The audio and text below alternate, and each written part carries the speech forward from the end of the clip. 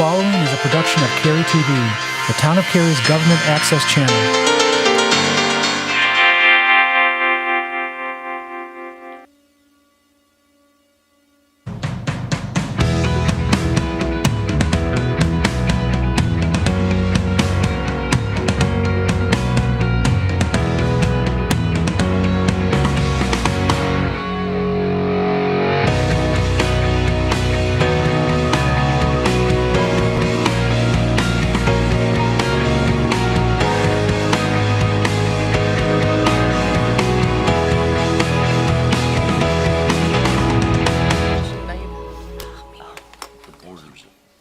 Call to order the January 26th meeting of the Cary Town Council.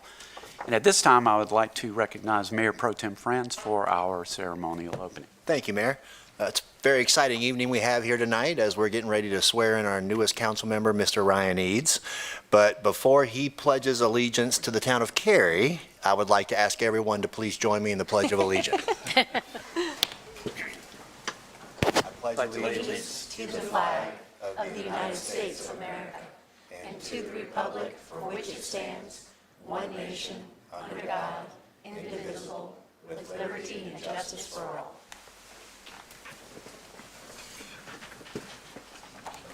First order of business is to adopt an agenda. I would entertain a motion to do so. So moved. There's Second. a motion and a second. Discussion. All in favor, please say aye. Aye. Any opposed? Motion carries unanimously. We now come to the organizational part of the meeting, which is the swearing in of our newest council member, Ryan Eads. And I would invite North Carolina Senator Gail Adcock to podium to meet Ryan and his family at the podium.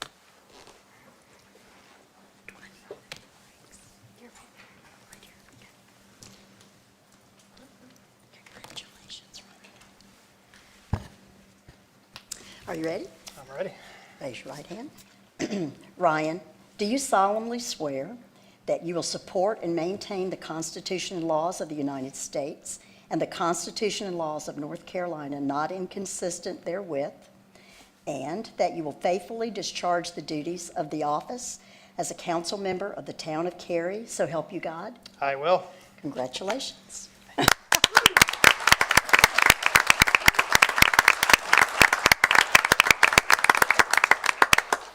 The council will now take a brief recess to set the table. Wow. What are we having?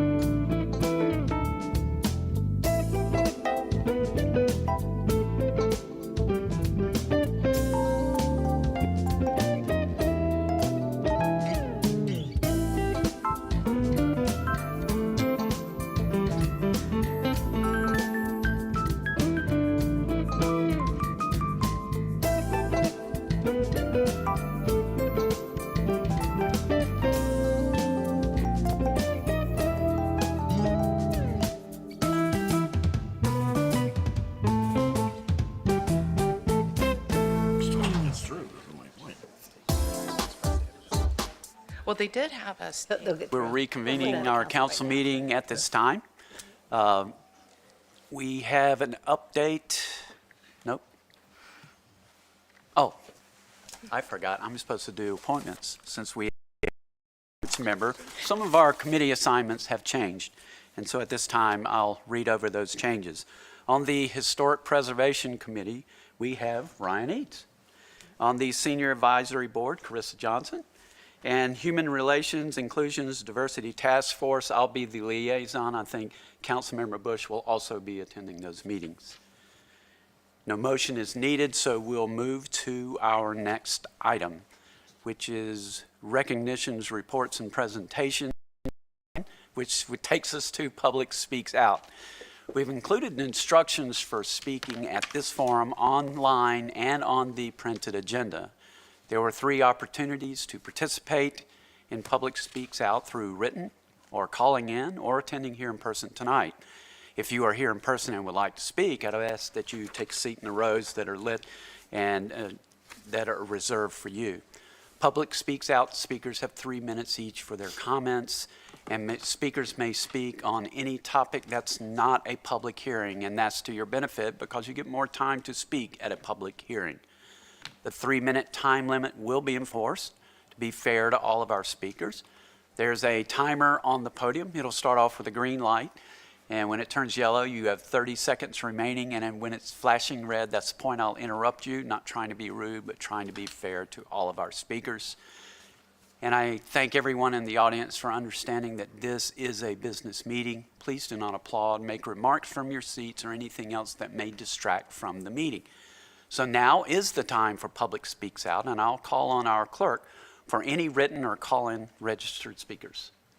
No written, called in, or registered speakers. If you're in attendance tonight and would like to speak on anything other than a public hearing, I would invite you forward at this time. Any speakers? Seeing none, we'll close Public Speaks Out and move to the consent agenda. For the benefit of people watching our meeting, I'm going to take a moment to review the consent agenda items. Please keep in mind that one vote approves all of these items. On the consent agenda, we have 22 REZ 15 Swift Creek Elementary School Renovation Replacement, Act 30 Comprehensive Plan Amendment and Statement of Consistency. 22A 14 Swift Creek Elementary School Annexation. Consider renaming Grace Bay Place to Creighton Oak Drive for the purpose of furthering public safety. Cary NCDOT Street Maintenance Exchange. Calling for a public hearing for 22A13 Conoy Annexation. Appropriation of funds to convert USA Baseball Field 4 to artificial turf. Adjustments to the adopted meeting schedule. Would council members like any of these items pulled for discussion? If not, I would entertain a motion to approve the consent agenda. So moved. Second? There's a motion and a second. Discussion. All in favor, please say aye.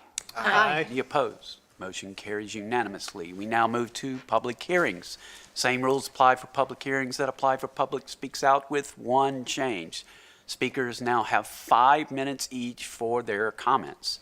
Our first public hearing this evening is 22A20 CS Cary Hotel Incorporated Annexation, and Assistant Planning Director Katie Dry will introduce the hearing.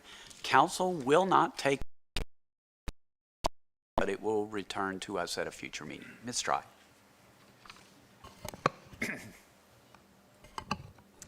Good evening. This is a request for annexation of 7.23 acres of property located at 1620 near Weston Parkway. The property is contiguous to Cary's corporate limits and is within Cary's ETJ. The property was zoned mixed-use district with a prior rezoning case. The annexation is associated with a development plan indicating the site will be developed with 2 hotels and shared amenity spaces totaling 249 hotel rooms. The development plan meets the requirements of the LDO, and the property must be annexed before construction can proceed. Following tonight's public hearing, the council actually can take action on this request tonight. Excuse me. This Sorry. concludes staff's presentation. Thank you. Thank you. Now's the time for the public hearing, and I'll call on the clerk to read any written or call on any call-in speakers or registered speakers. We did have one written comment from Shelley Linden. She had just submitted a question about seeing the public hearing on the agenda and wanted to know more information. Okay. Anyone in the audience that would like to speak at this public hearing, now's your opportunity. I would invite you forward. Seeing no one, we'll close the public hearing, open it up to council members for questions or comments. I'll start off with just one question. What has changed since the rezonings, basically? So when the rezoning was approved a few years ago, the site was in the ETJ. So the site has moved forward with a development plan consistent with the rezoning approval, and now it's just seeking the annexation, which is the next step in the process. I asked that question because I think that was what the written comment getting at is what has changed. And that was their concern that something had changed.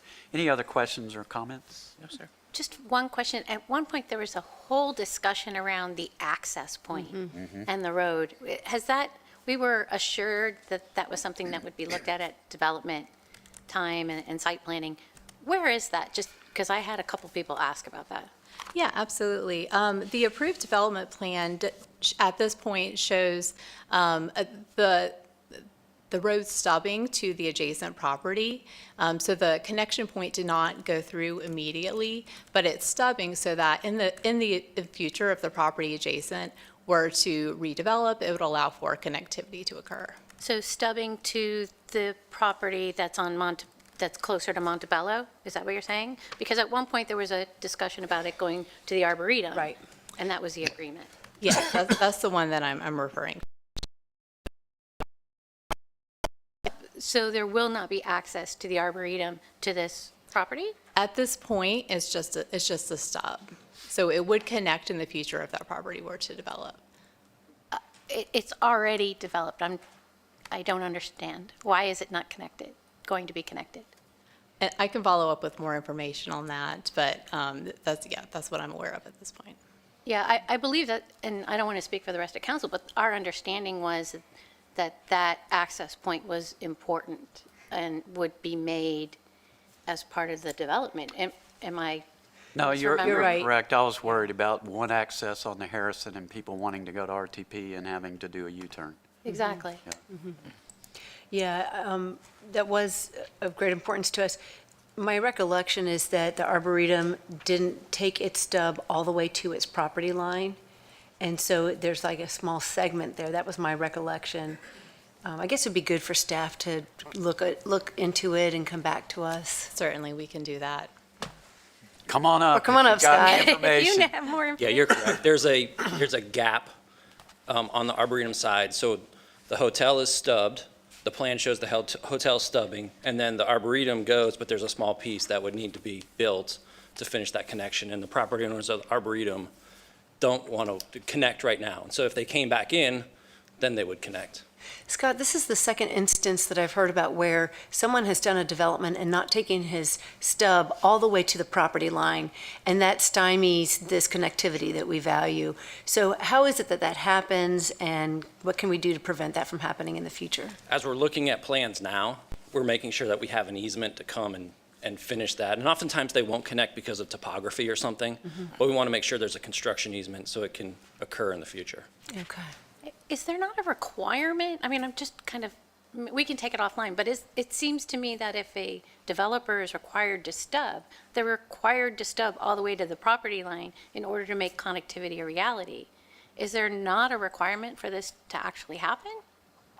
Is there no enforcement of this It happening? seems to me that the applicant that we're discussing right now is committing to stub to their property line, is that the previous Correct. development did not. That's correct. And the Arboretum's not that old. This was the 90s, I believe, right? No. No, it was 2000s because we were on council. Oh, that's right. yeah. Yeah. What did we do wrong? Why didn't we get them to connect? It'd be great if you could help follow up and give us more additional information. Well, we do have an approved development plan and rezoning. So this is a question about annexation. I just want to make sure I have clarity. Scott, could you come back?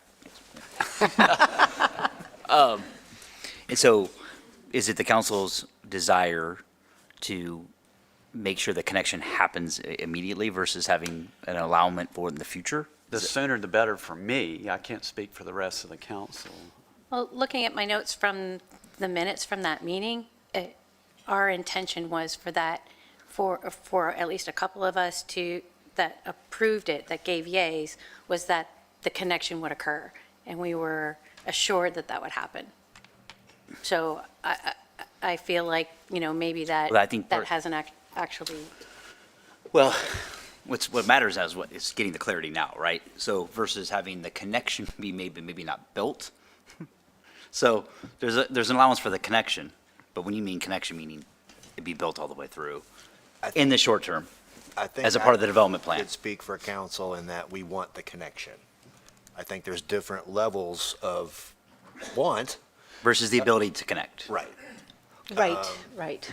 You see how I'm distinguishing the Yes, two? we want the road, we want a car to actually be able to go from one site to the other site. Right. if that wasn't clear. Well, I don't think it was clear. I mean, it didn't happen that way, but it still can. I can see why. Yeah. Yeah. Because in Scott, you correct me if I'm wrong, I don't want to speak for you, but this gives us the opportunity to have that connection through an easement versus having it be built at the time of whatever development is in front of us in the immediate. And so we interpreted it the other way.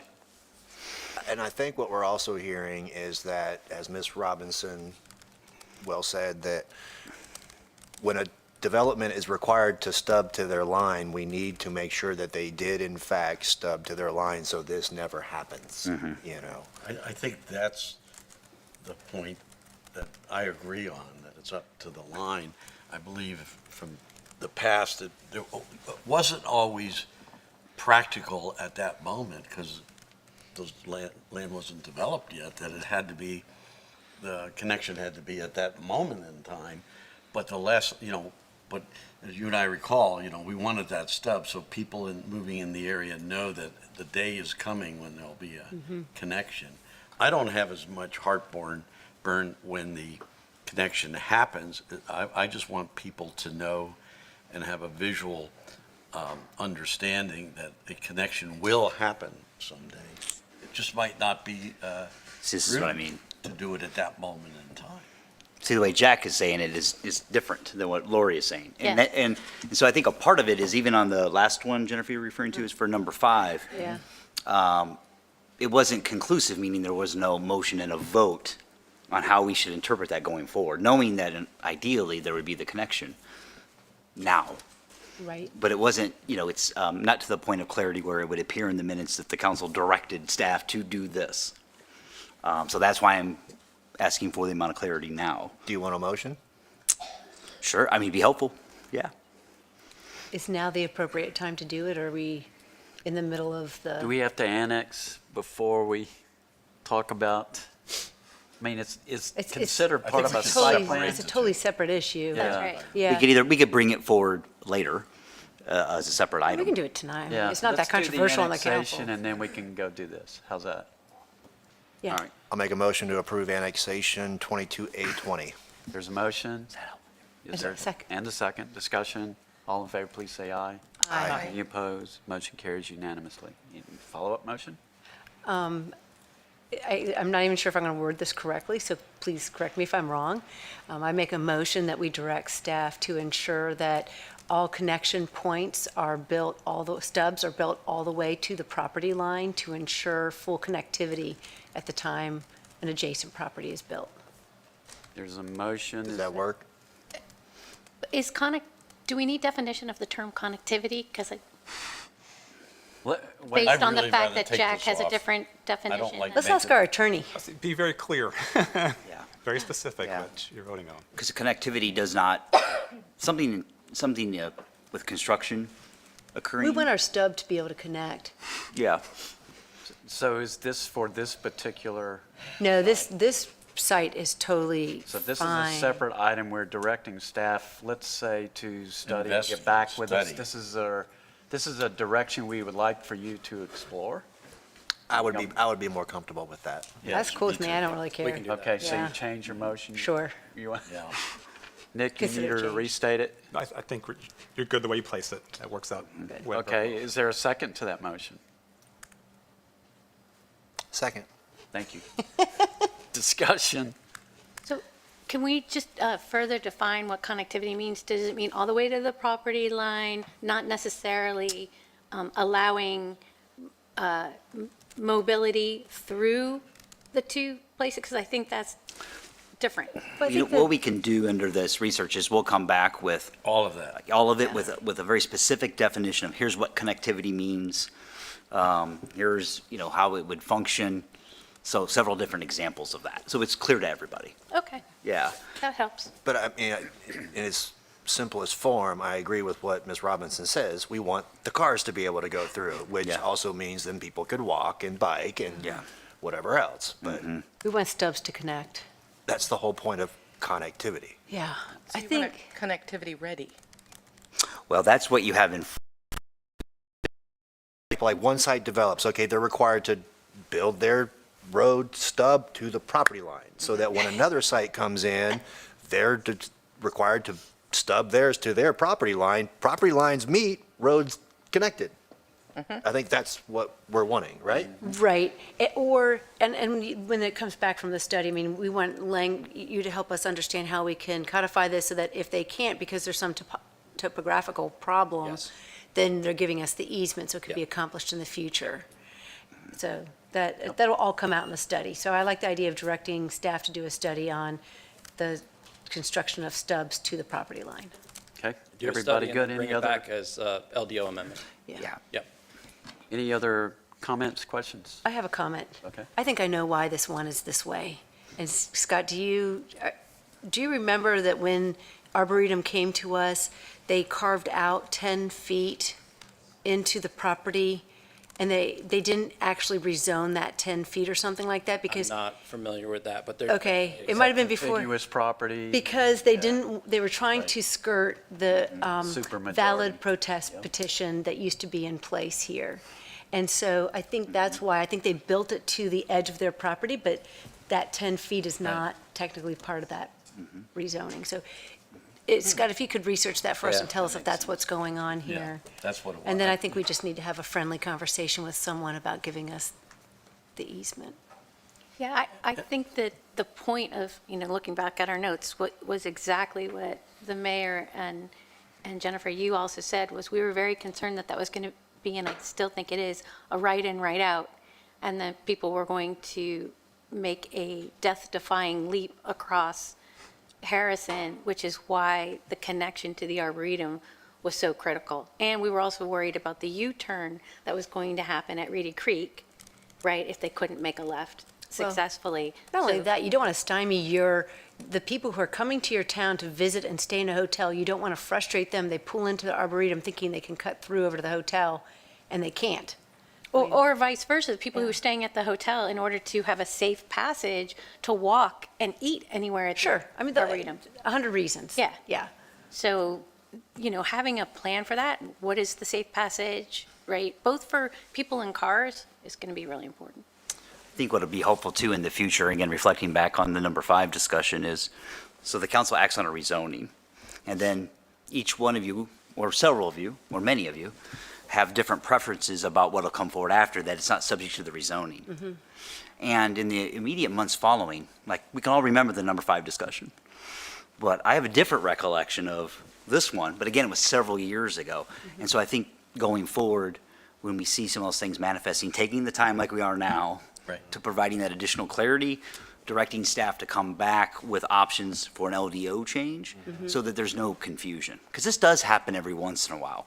Jack, you and I talked recently about requirements that you thought a developer was going to have to make, and Jack was right. The conversation happened, but the council didn't enact it. And so, but your memory versus what was actually voted on can be often two different things. Yeah, and that's kind of scary if you rely on my memory. So we do have a good. motion on the table. Any other comments? As you all go to look into this and come back, also, regarding like the number 5 discussion, some of the heartburn that council members had on that was they were private streets in a residential area. So there's, everything is different, but everything is the same. So it's, Anything else? I want cars to be able to drive. We're going I to don't draw, care we're if going it's to private street or not. The infamous arboretum that you were talking about and the 100-foot, and then the gap. Just for the record, the developer of that has just passed away, God rest his soul. So, Boots. Oh, Boots. He was the applicant. Anyhow, he was the representative, applicant. yeah. of that, so. Okay, we have a motion on the table. All in favor of the motion, please say aye. Aye. Any opposed? Motion carries unanimously. Thank you for helping us struggle Thank through you. this. Most complicated annexation ever. We're now at our second public hearing, Act 25 Land Development Ordinance Amendments. NCDQ required updates and additional process improvements. And Assistant Town Manager Dana Widmar will introduce the item. Council will not take action on this rezoning tonight, but it will be referred to our Planning and Zoning Board for their review and recommendation. Ms. Widmar. Thank you. Good evening, Mayor and Council. If you recall, last year we discussed amendments that consolidated our environmental regulations into a singular chapter and then updated our flood ordinance to align with federal regulations. Those flood updates were focused on water quantity, or the amount of runoff that occurs. While the runoff and flood control regulations focus on larger storms and larger volumes of rain, the state's water quality requirements are actually associated with smaller, more frequently occurring storms, like ones that occur about 90% of the time here in Cary.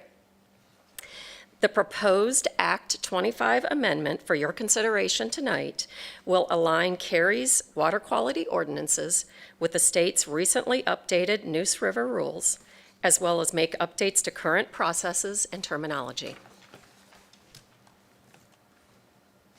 Cary's water quality regulations were initially adopted in 2001, so they've been applied to all development since then.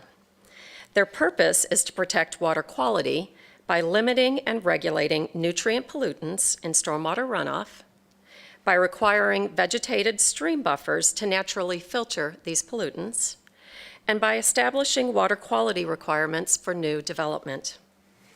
The proposed Act 25 updates not only reinforce Cary's ongoing commitment to improving and protecting water quality, but also reflect Cary's continued efforts to provide new and innovative approaches to managing stormwater.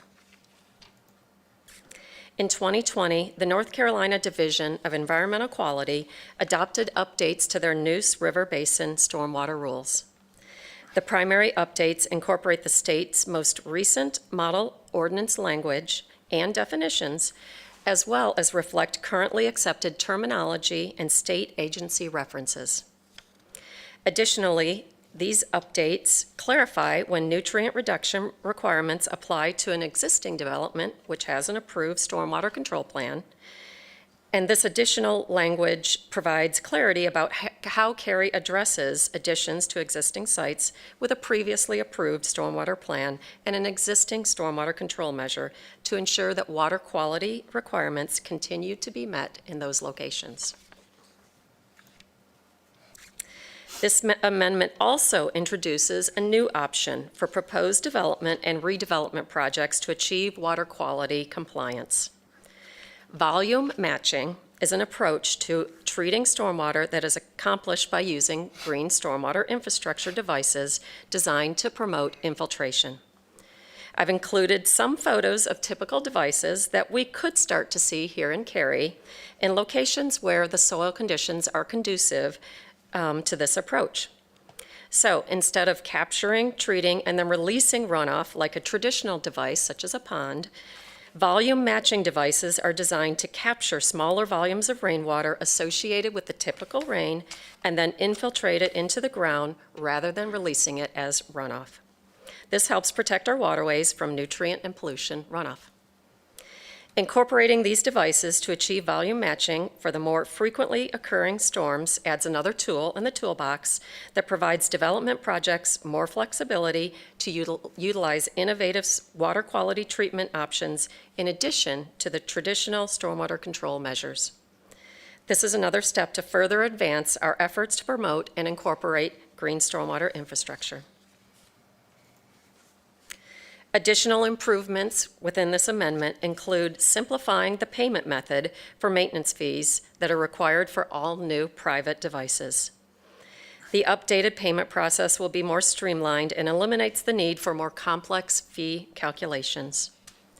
New language has also been added to clarify when undisturbed open space, including both Neuse and Jordan Lake buffers, may be claimed as protected forests in NCDEQ's nutrient accounting tool. Protected forests and buffers can help to reduce the overall nutrient pollutant loads and associated mitigation fees for development projects. This concludes an overview of the proposed Act 25 LDO amendments. Following the public hearing, I am happy to answer any questions you may have. Thank you, Ms. Whitmore. Now it's time for the public hearing for Act 25 Land Development's Ordinance Amendments, and I'll call on our clerk for written comments. Call-in speakers or registered speakers? No written comments nor registered speakers. Okay. Now it's time for anyone in attendance that would like to speak at this public hearing. I would invite you forward at this time. Anyone to speak at this public hearing? Seeing no one, we'll close the public hearing. I'll open it up to council members for questions or comments. I have a question. So will we anticipate seeing new developments that come in have fewer of those stormwater catch basins then? Like I was looking at somebody's development plan that's coming forward and it has like 8 of them in this project. It's possible there could be fewer. We're still going to see the stormwater devices. So this is a technique that can go often in addition to it. Okay. But due to, for instance, the soil conditions have to be right, various conditions have to be right, and they typically don't capture enough as it relates to the volume matching. So it may reduce some amount of them, but it won't eliminate them. Okay, so supplements, not replaces. Yes, Okay. very good. So in layman's terms, sorry, that means the ponds can be small with these devices? Or fewer instead of Fewer. it maybe putting 8, maybe you only have to do 5 and you can put some streetscape stuff in or alternatives. Okay, very good. Any other questions or comments? This is going to our Planning and Zoning Board for their review and recommendation. Thank you, Ms. Whitmore. Thank you. We now move to our next public hearing, Act 27, PRCR Master Plan Amendments.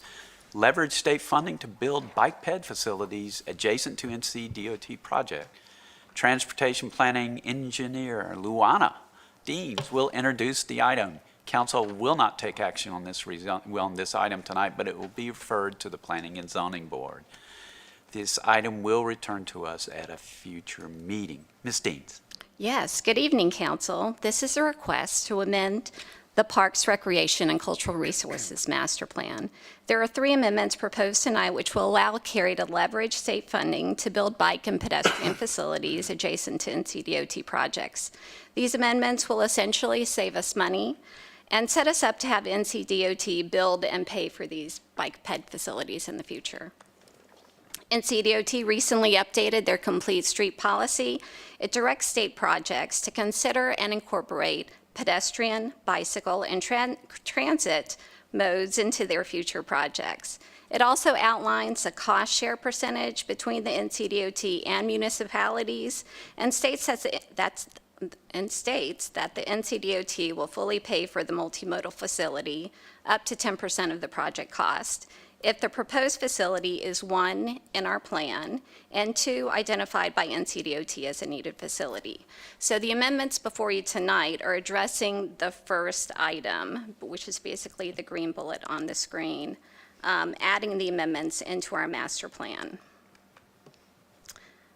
The first 2 changes add a greenway grade separated crossing to the plan. And just to briefly review, a grade separated crossing is like a bike ped bridge or a bike ped tunnel that separates greenway users from street traffic, highways, and railroads. So the top right photo is actually showing White Oak Creek Greenway in Cary. It's the MacArthur Greenway Tunnel that separates the greenway users and takes them directly under the railroad. So there's no direct crossing or conflicts.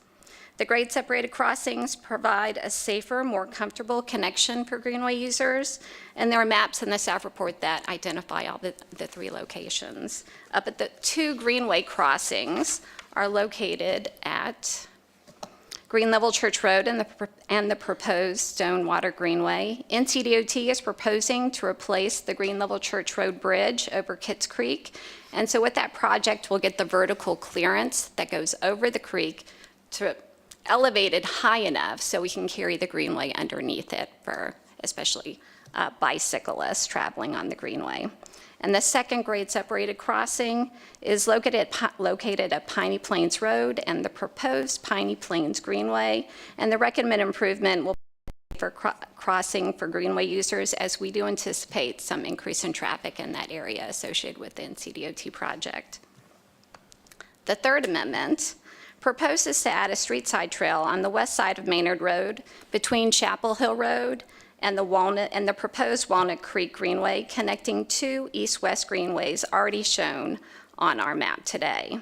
And the photo shows just a street side crossing adjacent to an NCDOT road.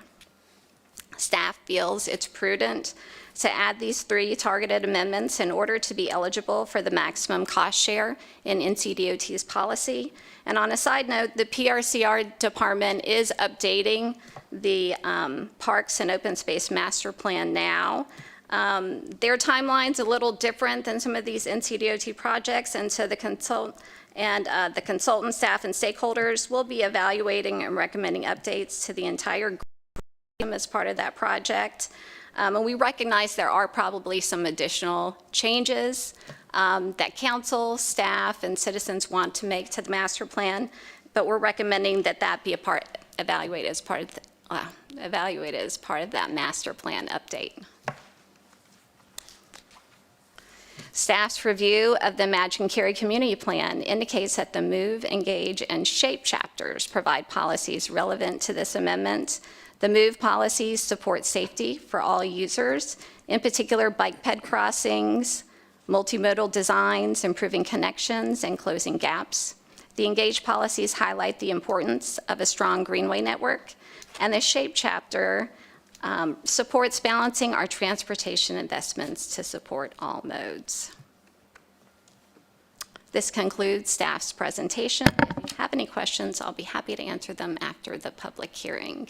Thank you, Ms. Deans. Now's time for the public hearing for Act 27, and I'll call on the clerk for any written, call-in, or registered speakers. No written comments nor registered speakers. Thank you. If you're in attendance and would like to speak at this public hearing, now's your chance. Anyone to speak at this public hearing? Seeing no one, we'll close the public hearing. I'll start off. I might have read this in the staff report, but I cannot remember. Are we going to be competing for LAP funds, TIP, or both, or what? No, so NCDOT will use their state funds essentially to build these facilities, as they'll be located within their project area. And so we wouldn't be competing with anyone. Okay, very good. But the project has to be a DOT project. It can't be a town construction Correct. project. Correct. Okay. Any other comments or questions? Are there any differences? That was a great question. Are there any differences if it's a DOT project rather than a Town of Cary project from a standards perspective? I know that our standards tend to be a bit higher than... And they will actually adhere to our standards. You know, if we have different standards, we submit them when they're doing their design. And so they typically work with us. They've always partnered with us when we have different standards. But I mean, typically they have to exceed the state standards. And in the past, we may have had to pay for those increases. So if it's a betterment, if it's aesthetic, right, we would definitely have to pay for something aesthetic. But if it's part of the bike pedestrian facility, then it should be covered. Great. This is a huge leap forward. I mean, you all probably remember the days like when 55 got widened with no sidewalk. You know, Davis Drive up in Morrisville area, no sidewalk, no curb and gutter and sidewalk and parts of that. I mean, this is huge. So very happy about this. Very good. This will be forwarded to the Planning and Zoning Board for their review and recommendation. Thank you, Ms. Deans. We now move to our next public hearing, 22 REZ 22-107 West Park Street. Assistant Planning Director Katie Dry will once again introduce this item. Council will not take action on this rezoning, and it will be referred to our Planning and Zoning Board for their review and recommendation. Ms. Dry. This is a request to rezone 0.28 acres of property located at 107 West Park Street in downtown Cary. The property sits on the south side of West Park Street between South Harrison Avenue and South Academy Street. Across the street is the First Baptist Church, and to the south is the old library site. There's an existing circa 1940 house on the property that is also the property owner's residence. The current zoning is Town Center General Commercial Conditional Use, or TC GCCU. The conditions limiting the use of the property and a bed and breakfast. You may notice that the general commercial zoning district is not typical for the downtown, and that's because in 2003, when the Town Center zoning was first established, this property was one of about 20 properties in downtown that retained its old zoning district. And that's because it had conditions attached to it at the time. So as a result, this property remained general commercial, even though it was completely surrounded by the high-intensity mixed-use district zoning. The applicant purchased the property in 2005, and they are now requesting to rezone their property to HMXD conditional use. The zoning conditions that they proposed include limiting the use to 2 single-unit detached residential dwellings and associated accessory uses. Each dwelling will have a front or side-loaded garage and will be designed with a hip or gable roof, or a mixture of both. The primary exterior sheathing material will be fiber cement and may include brick or other masonry materials. The maximum height of each dwelling will be 35 feet. And each dwelling will have a 60 amp receptacle in the garage for electric vehicle charging. Materials in the circa 1940 house identified by Capital Area Preservation as historically significant will be salvaged for use in other projects. Prior to recording of any lots, the property owner will deed to the town an additional 5 feet of right-of-way for West Park Street. And if this rezoning is approved, the existing detached in the HMXD district. But if construction of any new detached dwellings occurs, it will require a special use permit from the Zoning Board of Adjustment. This is because a single-unit detached residential use isn't permitted in HMXD, unless it's within the National Register Historic District, which this property is, and then only with a special use permit. The site is not in a floodplain or impacted by stream buffers, according to our GIS maps. And nearby South Academy Street is on a Go Cary fixed bus route, with a street side trail along the east side. West Park Street is an existing 2-lane street with 40 feet of right-of-way. There is an existing sidewalk on the north side. The Imagine Cary Plan's roadway widths map designates West Park Street as a collector street. Collectors in Cary are usually envisioned to include sidewalk and bike lanes at ultimate build-out, but the plan also recognizes in this downtown setting there's limited room for widening Park Street. There's no opportunity to add sidewalk potentially on the south side. On the Imagine Cary Future Growth Framework map, the subject property is denoted with this blue triangle, and you can note that it falls in the South Academy sub-area of the downtown special planning area. The South Academy sub-area encompasses important buildings and streetscapes that create a sense of place for the Cary community. Zooming into South Academy's sub-district, you can see the subject property also falls within the boundary of the National Register Historic District. As stated earlier, there is an existing circa 1940 house on the property, but it's also important to note there is no local historic zoning overlay in place, and the house isn't designated as a landmark. And so there are no regulations that would prohibit its removal, and this wouldn't change if the property was rezoned to HMXD. Staff's review of the Imagine Cary Community Plan indicates that the Shape, Live, Engage, Serve chapters all provide relevant policies to the rezoning. Both the downtown special planning area and the SHAPE policies support and encourage strategic private redevelopment and reinvestment in downtown. Adaptive reuse buildings when possible, appropriate scale and massing of buildings, using design to transition to adjacent development. Live and engage policies highlight the importance of maintaining neighborhood character when introducing new development into historic areas such as the South Academy area. Serve policies also recommend improved air quality and sustainable energy practices. Staff's preliminary observations note that the house has lost many of its historic architectural elements, and the applicants do plan to remove it. but remaining historic elements will be salvaged for use in other projects. The applicants have stated that they're limiting the use to 2 detached dwellings with traditional architectural elements so as to fit into the existing development context along West Park Street. The applicants have also offered zoning conditions to wire the garages with EV charging stations and convey an additional 5 feet of right-of-way to accommodate a future sidewalk. Notice of this proposed rezoning was mailed to property owners within 800 feet of the site. This exceeds the minimum notice requirements mandated by state law in the town's land development ordinance. On November 2nd of 2022, there was a virtual neighborhood meeting held, and there were 5 citizens who attended. One citizen asked about plans for the existing house, and there were no concerns or issues expressed at this meeting. And since that time, the town staff has not received any calls or emails regarding this request. So this concludes the staff's presentation. The applicant's representative is here to share comments, and following that in the public hearing, I'm available for questions. Thank you. Thank you. And I would invite the applicant forward at this time. Doesn't matter which one goes on. All right. Thank you, Katie, for your presentation, and thank you, council members, for your time and consideration. I'm Mary Elizabeth with Sullivan Surveying, representing the owners of the property of 107 West Park Street. Currently, the property is zoned TCG CCU, and we're asking for TC HMXD zoning.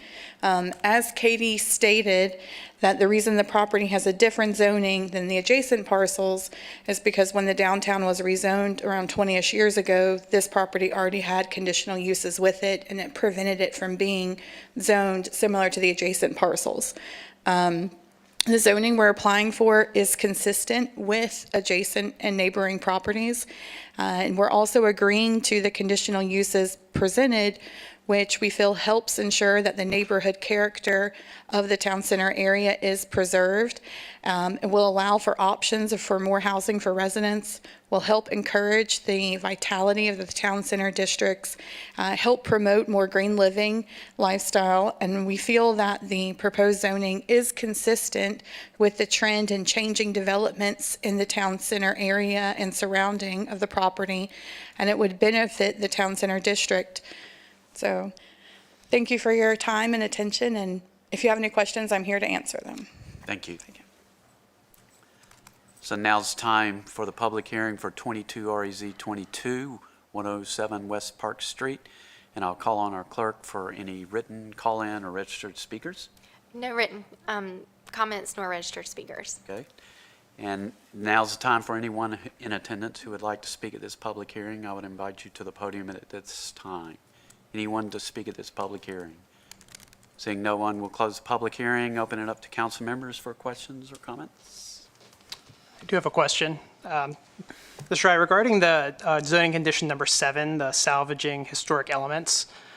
So how exactly does that work? So let's say there are historical elements that get removed. Those then just get incorporated into other historic structures around town, or what happens to that?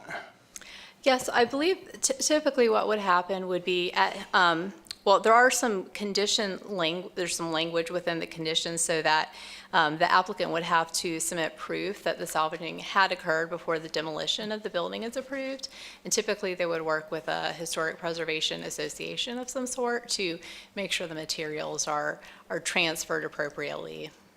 And would the idea be that they're then used in other structures, or are we just? Correct, Okay. yes, in other structures. All right, thank you. Any other questions or comments? This will go to the Planning and Zoning Board for their review and recommendation. Thank you, Ms. Wright. Thank you. We now move to our 5th public hearing and last public hearing, 22 REZ 26, which is 4224 and 4300 Green Level West Road. Land Development and Special Projects Manager Rob Wilson will introduce the item. Council will not take action on this rezoning, and it will be referred to our Planning and Zoning Board for their review and recommendation. Mr. Wilson. Good evening, Mayor and Council. This is the public hearing for 22 REZ 26, a request to apply initial Cary zoning to 2 lots at 4224 and 4300 Green Level West Road. We note that this rezoning request is accompanied by an annexation petition. The annexation request will be scheduled separately for your consideration. The two properties, which consist of 3.8 acres, are located on Green Level West Road, immediately north of the terminus of Wimberley Road. The larger of these two properties is owned by the town of Cary and was acquired to complete an important gap in our transportation network. When staff realized that this property needed to be annexed and zoned, we invited the adjacent property owner of the small lot to the west to join the process, and they chose to be included. The inclusion of both properties is convenient, as it will complete our corporate limits along this section of our shared utility service and annexation agreement boundary with the town of Apex. As you can see, the boundary, shown here in red, runs down Green Level West Road. According to Cary's GIS, there are no stream buffers located on the site. Field determination of such features is required at time of development plan review. There are currently no parks or greenways near the site, although the American Tobacco Trail is located just to the east. This is a view looking north at the intersection of Wimberley Road and Green Level West Road. There are overhead utility lines running along the eastern portion of the site's frontage. Due to the short amount of overhead lines along the site's frontage and the fact that Wimberley Road contains multiple feeders that serve as a major power corridor for the town of Apex, we do not anticipate that it will be practical for Duke to place these lines underground. Green Level West Road is identified as a 4-lane median divided thoroughfare in the future roadway widths map.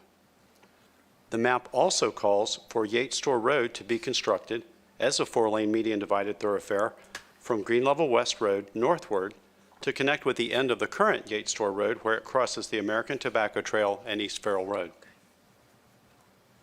In January of 2019, the council approved a rezoning for approximately 79 acres located immediately north of tonight's proposed rezoning area. This site, outlined here in yellow, is currently in development plan review and nearing construction. As part of the plans, the adjacent developer is proposing to construct both the portion of Yates Store Road that bisects their site, as well as the missing segment on the town's property, shown here in the red circle. They're proposing to do this by way of an infrastructure reimbursement agreement. We note that as part of the future Yates Store Road construction on the town property, there is an existing house that will be removed. We've conducted a historic resources assessment of this dwelling, and while it's been determined that the house itself is not worthy of preservation, we are looking at options to possibly salvage and reuse the interior flooring. The annexation and proposed rezoning of this 3.8-acre site will permit the adjacent development plan and the proposed road construction to move forward. The site is currently in Wake County's jurisdiction and is zoned Residential 40 watershed. Initial Cary zoning of Residential 20 conditional use is proposed. The Watershed Protection District and Resource Conservation Overlay District would also be applied to the site. The R20 district was selected because it's the least dense residential zoning district that does not render the smaller of the two lots nonconforming. In order to help ensure that any future uses in this area remain consistent with the surrounding uses, the proposed zoning includes a condition to prohibit the following 5 uses: assembly, school, daycare center, major utility facility, and boarding house. A preliminary analysis of the request with the Imagine Cary Community Plan finds that policies in the Move and Shape chapters apply. As far as the Move chapter, the proposed zoning and annexation into Cary limits would help improve connections and close gaps in our transportation system. As far as the Shape chapter, the Future Growth Framework map identifies this area as suburban neighborhood, which is intended to consist primarily of single-family detached development. The uses and densities permitted in the proposed Residential 20 conditional use zoning district are consistent with the suburban neighborhood designation. A virtual neighborhood meeting was held on January the 11th. A total of 3 members of the public attended. Questions were shared regarding permitted land uses and density for both this site as well as the development on the adjacent 79-acre site to the north. There were also questions regarding the nature and timing of future road construction.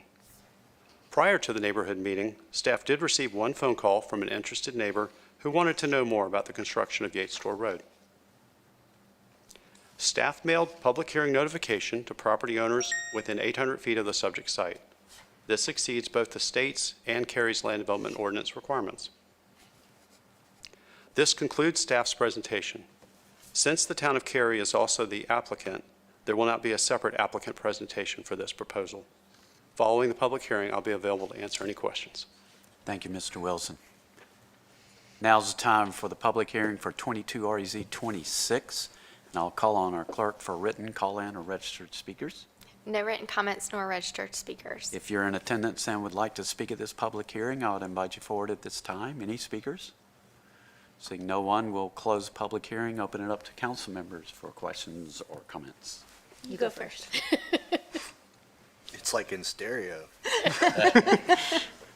So just to reiterate, the plan for these pieces of property is what? Just the potential for access for a road? That's correct. The primary objective is to provide the right-of-way needed for Yates Store Road to connect to Green Level West Road. Okay, and so is there a reason for, not that I'm opposed to it, for the conditions, like why is crematorium not on there, or dog, Because it's facility? R20. Yeah. Because Yeah, it's R, but- So daycare is in R20? yeah, because, Here can be residential. yeah, assembly, like, churches and schools can go into a residential. R20? Yeah. Okay, I thought. And we haven't seen R20 in so long, we don't even know what R20 is I anymore. know, I was trying to remember. Were there any others that were, that staff thought, obviously you have the 5, but were there any others that were somewhat contentious? I was trying to pull up R20, what all the possibilities were, because we haven't seen it in forever.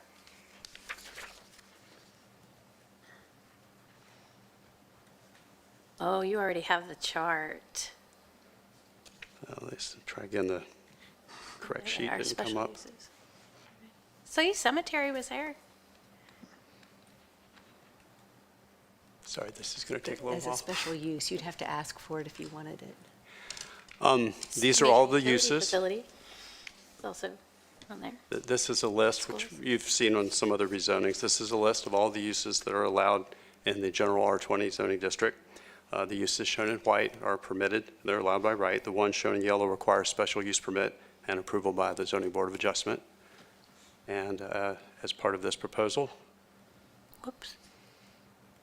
as you can see, the ones in red are proposed to not be included.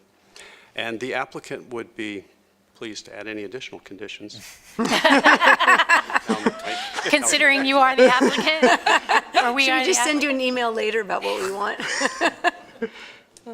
Yeah, I don't have a particular concern, except I know that in the state of North Carolina, cemeteries, once there, cannot be moved without everybody, all descendants being part of it. That would be the only one that I would add. But since it's already planned potentially to be a road or a We're limiting the ones. thoroughfare access, for some reason, I remembered crematorium, but that was on a different one. But cemetery is somewhat close to crematorium. Ms. That was my Robertson? only question. Okay, my question has to do with the overhead utilities. Oh. Yeah, so the big development to the east that you see in yellow there, is that one, do they have their utility lines buried for that length? They do not. The lines cross to the south side of the road just before you get to the American Tobacco Trail. And Okay. they run on the south side, the apex side of the road, across from that R12 Okay. conditional use district that you see to the right. Okay.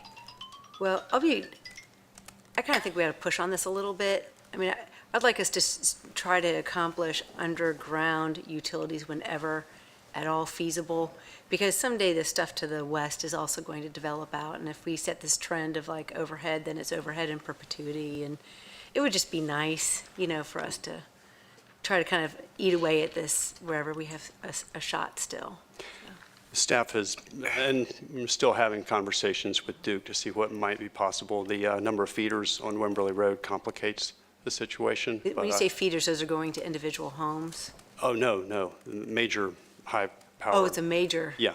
Okay. Yeah, and there are multiple feeders running down Wimberley. So it's a little unusual, whereas currently there's a single feeder on Green Level West, although more will be anticipated. But, they would hang on the same poles. Okay. But we're continuing to discuss with Duke to see what might be possible, but Okay. it's a little complicated. The pole you saw in the picture is a pretty major pole, given the number of things that are attached to it. Interesting. Yeah, so Okay. it's a little deceiving, but there's a lot going on for Duke at this particular intersection in terms of their infrastructure.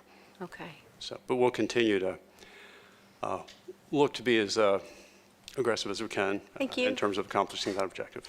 Okay, that'd be awesome, thank you. So my question is probably obvious to everybody but me, so I feel silly asking it, but we bought this land so we could put a road through it, and we're going to bisect it. And what happens to the land on the left and right? It's available for purchase, or it stays open, or possibility either? What? We don't have any plans at this time. We don't think Cemetery. there's going to be a lot left. Yeah, I was going to say, how much is left? I mean, Yeah. we're talking like a fifth of an acre or So something? it's about 3.8 acres total. 0.8 of those acres would be the private lot to the west, so it's about 3 acres that make up the town property.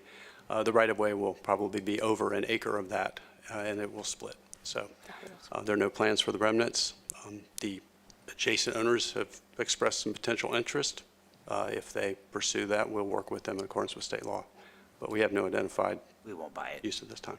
We don't want any more property. Maybe you could We- Sell it when you to say the Habitat? adjacent owners, you mean the Give it owners to of the Habitat. 79 acres? Yes, Okay. and the private property owner who is Okay. included.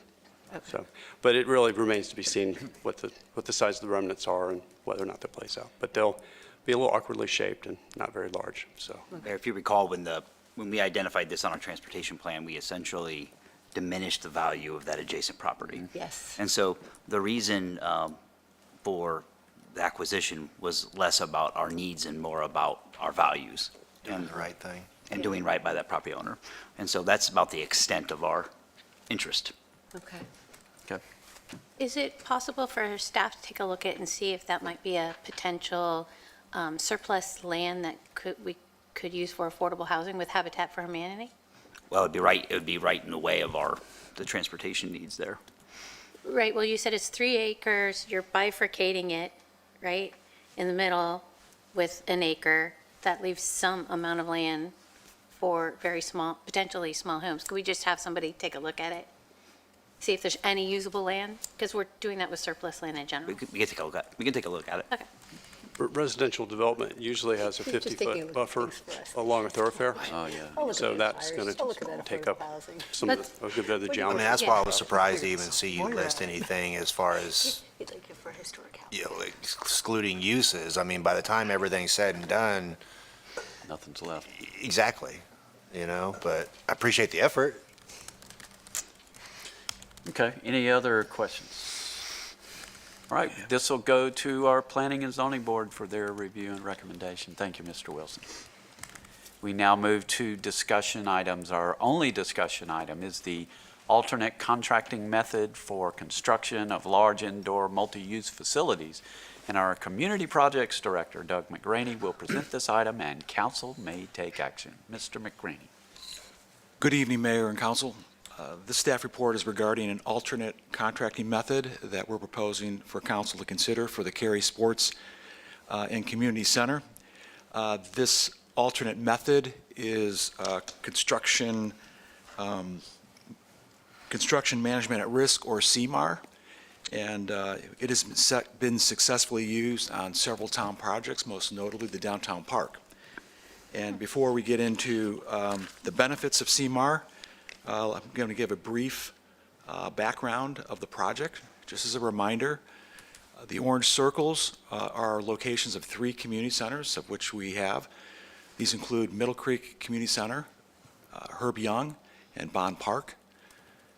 The last community center that we constructed was Middle Creek Community Center back in 2002. The green stars are the locations of the 2 projects we are simultaneously working on right now in terms of developing new community centers. This particular staff report, this request, is regarding the project at South Hills. We have just begun the planning for Mills Park, and once we have a handle on the scale and the scope of that project, we could very well be coming back in the near future requesting this alternate method for that project also. Again, further background of where we're at. The actual discussion, the planning, in a sense, started for the community center at South Hills back in 2016 with the hiring of Mr. Stiegel. The first conversation he and I had was a recognition of the need to... I don't know if it's popular yet, Doug. I'm trying to give you credit. Yeah, well, yeah, thanks. Okay, let me proceed.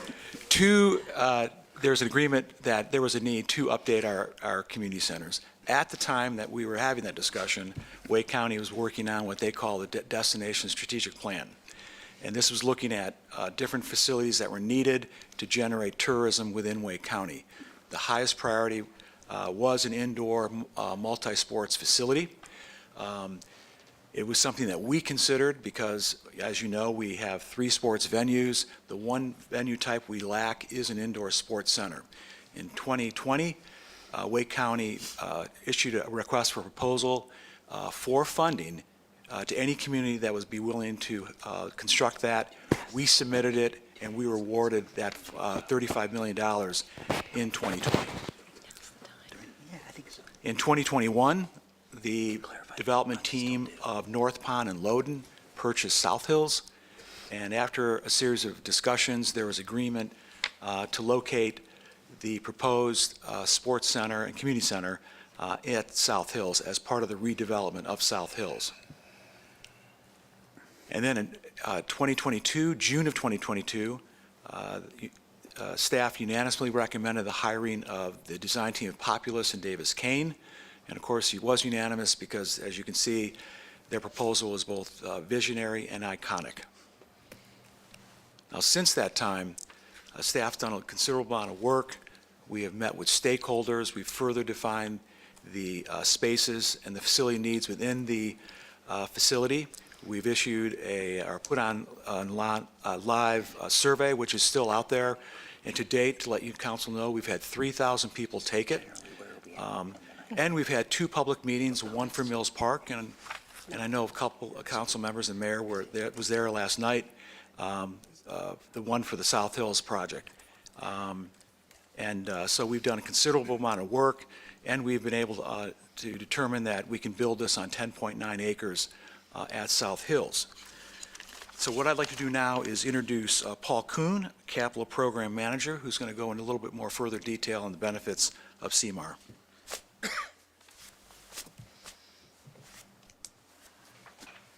Well, thank you, Doug, for that background, and good evening, Mayor and Council. Let's go ahead and move here. So in Cary, we have over 500 capital projects, and over 99% of them, we kind of follow the blue line at the top, where us as the owner work with our architects and engineers, and we're involved in the pre-construction phase. And then we bid the project, and then we bring the contractor on board for construction. Works very well for the majority of the projects, but the state does allow the CMAR process. It requires us to share the advantages and disadvantages and get specific approval to use that process. So within the staff report, we do have a more detailed report on the advantages and disadvantages, but tonight just want to talk about a few things in our experiences with it, because you can see with the purple line at the bottom, the contractor gets involved in the pre-construction phase, so we can take their involvement input early in the process. So our first experience with CMAR was the joint parking deck and the county library in downtown Cary. And as some of you may recall, the library needed a 125 space surface parking lot, and we wanted more than a surface parking lot. We wanted to be able to do more economic development and that. So we were talking around 300 spaces. We went through most of the design, we're about ready to bid it, and we said, 300's not quite enough. Let's do 600 spaces. So we pulled our architect and our general contractor who was doing the CMAR process and said, can we do this without impacting the schedule, because the county was wanting to get their library open. And they said yes. So with that CMAR process, we were able to kind of put our heads together, everybody worked together, and make that happen. So, so this was our first experience of using CMAR, and it was led by the county, but staff got the experience of working through it. So the next project that we decided to do this was downtown Cary Park, and this is aerial photo from the construction that's going on there. And as you can see, there's a lot happening in the 7 acres for the park itself. We have multiple iconic structures going on within it that are very challenging. Each one of those structures is unique and different to build. And even talking with our CMAR on this project, they said this was just as challenging, if not more, than a high-rise, because high-rise, each floor is kind of the same. But with each of these multiple structures, each one is built different and working with all the different subcontractors. And then you throw in all the other adjacent development occurring around the side and coordination, that process. So again, another a great example of using construction manager at risk. So we've done those 2 projects. So the staff report is about using CMAR for this facility. And as Doug mentioned, this is going to be a large, iconic facility. And we're going to have a variety of sports and recreation uses, both indoor and outdoor spaces. And just like the downtown park, we'll be working with the adjacent development in making that happen. We want to take advantage, full advantage of the contract's expertise as early as possible during that process. And just to use the downtown park as an example, none of us expected COVID-19. We didn't know inflation was going to happen, much different than the last 30 years. We didn't know about the supply chain issues that were going to happen. So our contractor was able to say, hey, we may want to change these materials. We may want to do something a little different so that we can meet schedules and everything along that line. So having that feedback early was very helpful. It also allows us to build relationships between the design team, us as the owner, and the contractor, and so we all know what the goals and vision are moving the project forward. And the information provided now by the construction manager at risk and the architect will help Cary finalize the scope for the project. So we have 2 items in our recommendation, and that is to conclude that CMAR is in the best interest of this project and to direct staff to proceed in utilizing the CMAR method. With that, we're available for questions. Questions for Mr. Kuhn? I'll start. So let's see how I can phrase this question. CMAR seems like there's a lot of expectations from the partners with CMAR, in this case Populous and Kane. Do we have experience with CMAR with them? Populous does a lot of their projects using the construction manager at risk process. So that's we talked to them very early in the selection process, so that's something they're very familiar with. And in our report, we also noted that many universities around the area, the school systems, others use CMAR. Okay. This has been introduced in government as a way to try to balance the price guarantees that you get with bidding, but the reality of these projects are so complicated that you really need to kind of cut out that process so you can be more effective. And so it's really just a kind of a way of recognizing that the bidding, that kind of old traditional process just did not make sense anymore. And so instead of rebuilding from scratch, they've just allowed for this kind of exception to be made. And I would expect on all projects of any substance in the future, we'd be requesting this. It just works so much better. Okay. But the reason I asked the question, if you look online, it's really scary. Yeah, yeah. Because they have a lot of nightmare scenarios, Oh, sure. They can't meet the budget, so they're cutting corners and all this stuff. That's why I ask about, we've worked with these people before, and we can trust them. They have a reputation to uphold. I mean, it's in their best interest, as well as ours. Yeah, and we definitely, as much as we do trust them, that's kind of irrelevant because we have people on site watching it be constructed. So as much as we trust them, it's, I think it was President Reagan, trust but verify. Yeah. I had one question when I was reading the report, and I went back to look at it, you talked about all the advantages in the report, but you didn't talk about any risks or mitigations or cons. There's got to be some. What are those? Well, the big con would be is that you're not giving the market a chance to then compete for that additional work that might be done. So you're not going back and rebuilding that type of work, rebidding that type of work, more of an equity type of issue, spreading the work around. And so even if you think of the construction of the gathering place, that we were able to do the changes to the downtown park. In a traditional process, we would have to go back. That was enough of an amount and go back and rebid that completely separately and maybe have a different person building that structure while we're trying to do the downtown park. So then the group of people that have an opportunity becomes smaller. So it concentrates the building and the relationships within a smaller group. So that could certainly be considered a downside. Any fiduciary downsides to this? The risk? construction manager at risk is looking out for us also from the fiduciary, so it's more open book, and we have some of that in the report. And the other thing, I was just looking back at it, was this process also, it requires us to do this extra step. Most of our other capital projects, we don't have to come and ask permission, so that's just an extra step that we do have to go through. But on these big projects, if we plan appropriately, we can put that time into it. So You have more freedom and flexibility, thus with, you have the potential to do to do greater good, but then you could, things could go amiss and be even worse. So there's less rules, there's less regulations. But the way that we're doing it, it's a huge advancement for Cary.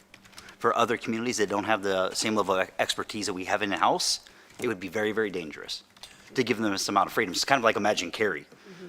It can be oftentimes what you want it to be.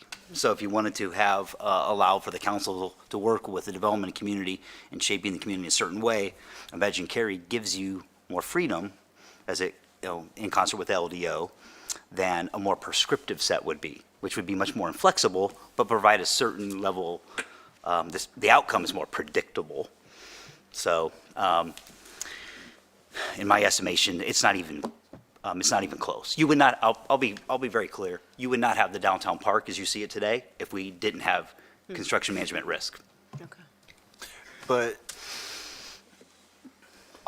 either way, traditional CMAR, we still have the discussion and we still approve a set budget for the project. Yes. Mm-hmm. So, and then when the downtown park, we did have some additions and things, and inflation and cost increase, whatever. You came back, you asked, we voted on it, and we continue to move forward. So, I don't know that I'm not, what is the fiduciary risk? You know, what is, if we're able to pivot when we need to, just like you mentioned, okay, maybe we change the materials, or maybe we hold off on this portion of constructing the building for right now because that stuff's crazy expensive or you can't get it, but we can get the stuff for over here, so let's go do that. I tried to do some research too, and then reading through the staff report and everything, and I do see a lot of advantages. I didn't come up with a lot of disadvantages. And seeing how well it worked for the downtown park, I don't know why you wouldn't want to do it this way. To me, it seems like having all the important people and the players at the table at the beginning is the smart way to do it. Yeah, it's hard to find disadvantage. For a smaller project, you can find disadvantages. But I would not recommend even attempting that project without the system. But the disadvantage would be is you're not giving other contractors an opportunity midstream to come in and enter a project that we've already got going. But you can see the downsides in that, in a project like this, to have to then go back out to the market and bring in another contractor that has to work now in concert. So we're working with two different contractors, right? So you build the gathering place, and then we have to try to manage relationships between the two, and it would be completely cumbersome and allow for a much greater potential of error. But as far as the downside is, less people have an opportunity. That's the only one that I can think of. I mean, this is the, really, in a way the state could modernize their codes, is to have this should be the standard approach, and doing it the other way should be the more of the alternate. I mean, this is just a much more advanced thinking versus this kind of the old sealed bid process that's been around since, the Mayflower. Right, and with the old sealed bid process, I mean, everything was planned and designed a couple years ago. By the time you get around to accepting bids, that's added time. And by the time you finally get to construct it, well, hell, the thing's 4 or 5 years out of date. Right. That's exactly right. And also for those projects where the desired outcome is so certain, we want a box. Right. We want a bottle of water versus, something that's much more complex or advanced. I get it. If you're just trying to build a standalone structure, a gymnasium, for example. Right. You want a a wood gymnasium. floor, some basketball hoops, and HVAC. Cool. All right. Yeah. And we wouldn't ask for that on something like that. Something unique, bold, like the downtown park or the center, or even the Western Cary Community Center. Oh, yeah. Because I think we've all made it clear that we want to go bold on that one as well. So,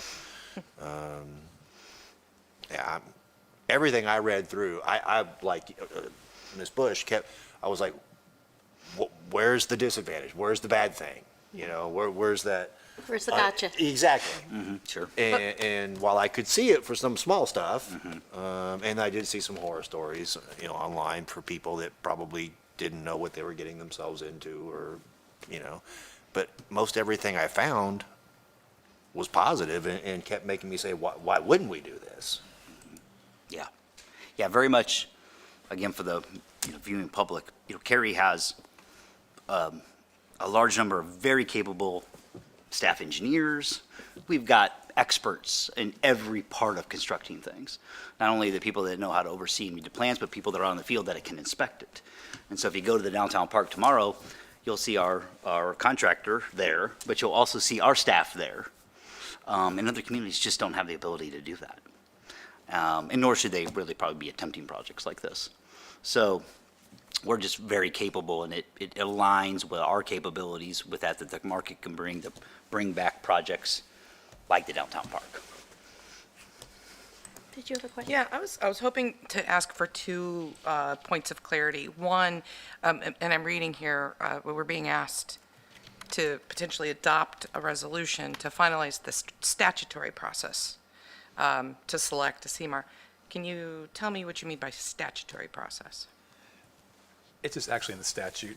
They actually copy and paste it directly from 143, 128.1. It's specifically in there. And that dictates how this process, to be legal, must be done. What's correct? required of you to allow staff to do this? Yes. Us. Yes. Not how you'll select the CMAR. And that's, I think, the only thing I've read about it a little bit and saw the good and the bad. And I understand, I couldn't agree more. We have the best staff in the whole wide world, right? So we do have the expertise. Are we married to this CMAR we select? Once we do choose one, do we have recourse if that relationship is sour Oh, we can. at any time?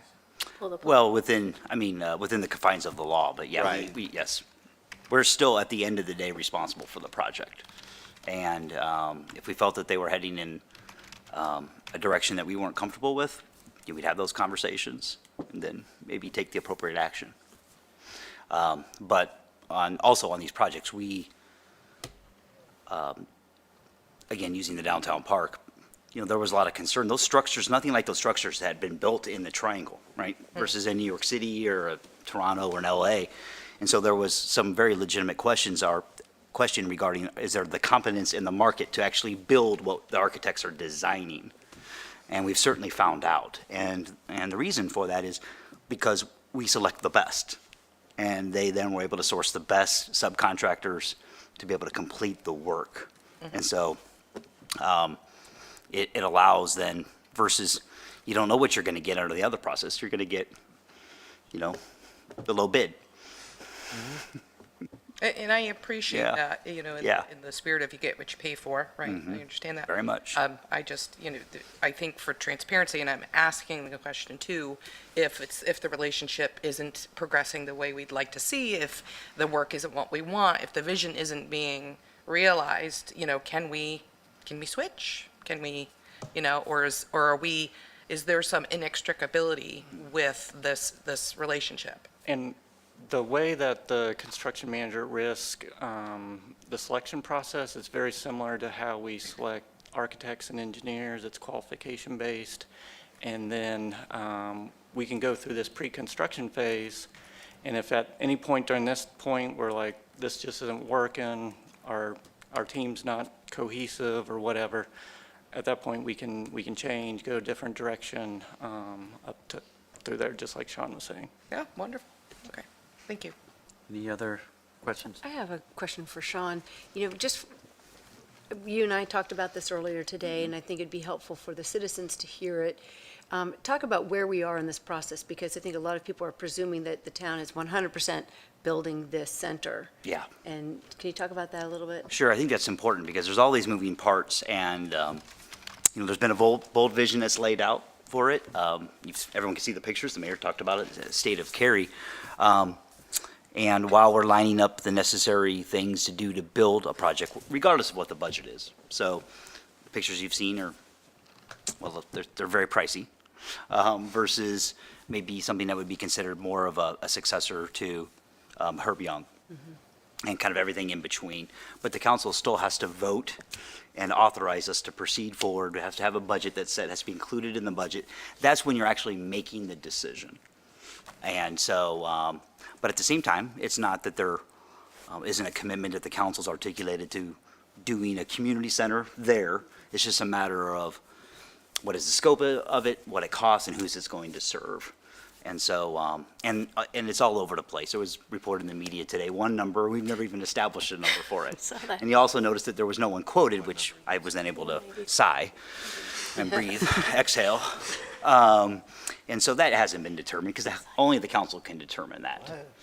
And so if, more likely when, whatever the building that's built, we know it will require CMAR to be done effectively. Yeah. So, but thank you for asking because we don't want to get ahead of the public. There'll have to be, we planned on a bond referendum for this as a way of gauging the council's interest or the community's interest. There's online survey, Doug, we have 3,000 some responses so far. So people are taking the time to fill out the survey, which you can't say that means that they want to do the project. You have to know how much it's going to cost And to you know. can't do it. You don't know what it's going to cost until But that, right, go and through all right. of this. But until we get You that know? feedback, we Right. don't know what the scope of design is going to be. Right, but it's, Yep. thank you. No, So. I've seen a little bit of that. It's typically from the not so positive side of I things. think but- people are cautious people. Well, yes, but a project of this scope, you know, we want to get the public involved. We want to ask them, what do they want? What do you want to see? What, just like we did with the downtown park, you know, so then we can put all of that together and, okay, here's what that looks like, and then we can find out what it costs, and then we can go ask them, do you want to pay for it and support it? So I get it feels kind of, sort of like we're maybe, you know, full speed ahead, but we got to get to a point where we know what we're trying to do, what we're trying to build, what we need to pay for it. And I'm glad we're having this CMAR. I don't think we had this type of deep discussion about what is CMAR and why is it good. With the last one, we were just like, oh, it's a new way to, you know, get the downtown park done. I'm glad we're having this deep discussion so that when and if you bring this forward, I would imagine you'd bring something forward like this for the Mills Park Community Center as well, considering the size and scope, that we don't have to dive into what is CMAR again. Is there a requirement to anytime you want to use CMAR, you have to bring it to us? It is a requirement, Okay. but it could go on consent Okay. along the line, so. Thank you.